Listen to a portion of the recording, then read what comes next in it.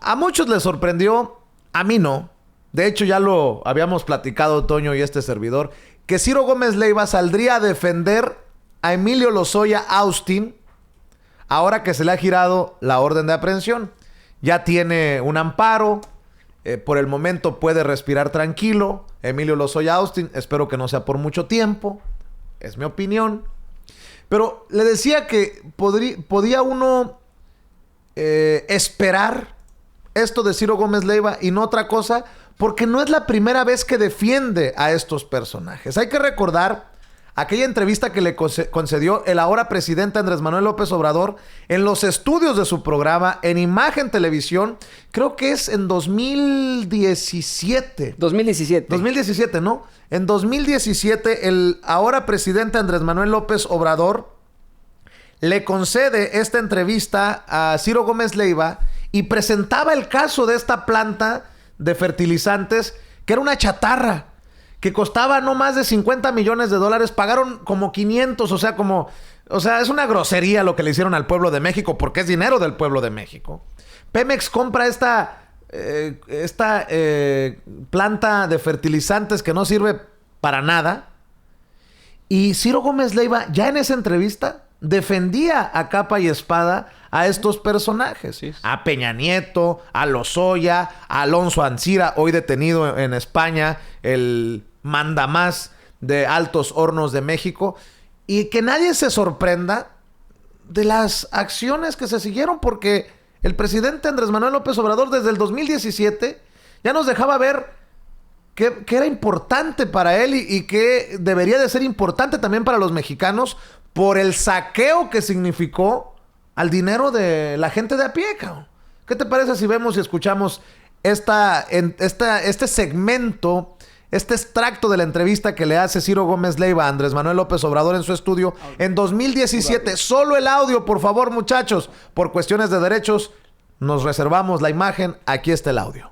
Casi en todos los mítines dices que es corrupto. Sí, y pero lo es. ¿Tienes un ejemplo de corrupción del presidente Peña Nieto? Privatizaron, porque eso es lo que distingue a este régimen desde hace algún tiempo.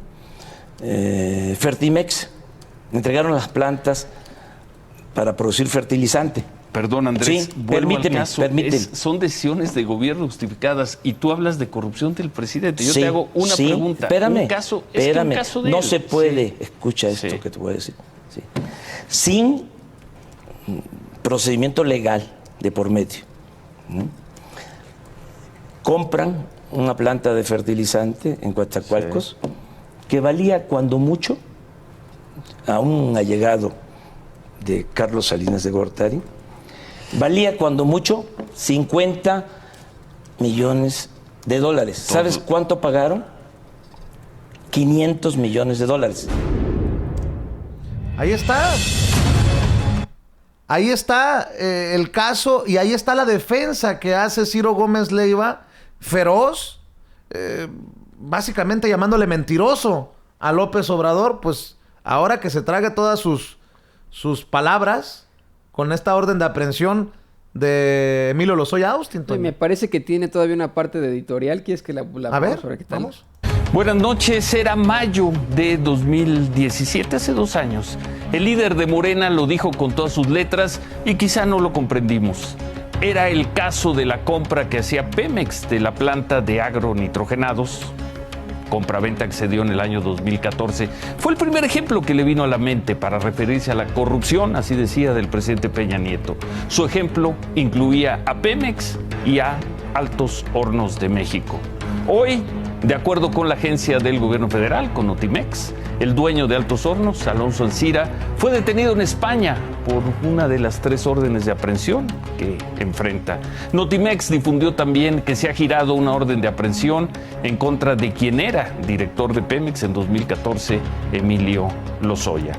Andrés Manuel López Obrador lo dijo aquí hace 2 años. Y 2 años después, el dueño de Altos Hornos está preso y el exdirector de Pemex ha quedado en situación de prófugo.